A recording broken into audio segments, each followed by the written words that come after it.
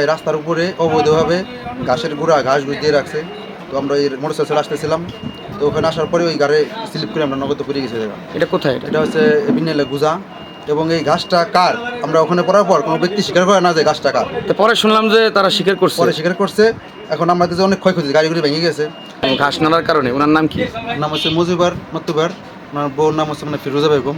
তো ফিরোজা বেগম এই গাছটা যেখানে দিছে, তো পরে জানতে পারছি, কিন্তু তখন কে স্বীকার করলো না যে গাছ টাকার। আমরা দুটো লোক মরে যাই, অথচ কারো খোঁজ নাই। ঠিক আছে, এখন আমাদের অনেক ক্ষতি হয়েছে ভাই। ডাক্তারের পা এখানে এই যে চিড়ে গেছে, আমার তো অবস্থা খারাপ। গাড়ি এই যে গাড়ি এখানে সমস্যা হয়েছে, আমি এক্স রে করছি, এক্স রে রিপোর্ট আমার কাছে আছে, এবং ডাক্তারের অনেক ক্ষতি হয়েছে। এই নিয়ে কি আপনারা থানায় কোনো অভিযোগ দিয়েছেন? থানায় অভিযোগ দিয়েছি, থানায় বলছে আপনারা আসেন, রিপোর্ট করে আসেন, রিপোর্ট করে থানায় আসেন, আমরা তদন্ত করব।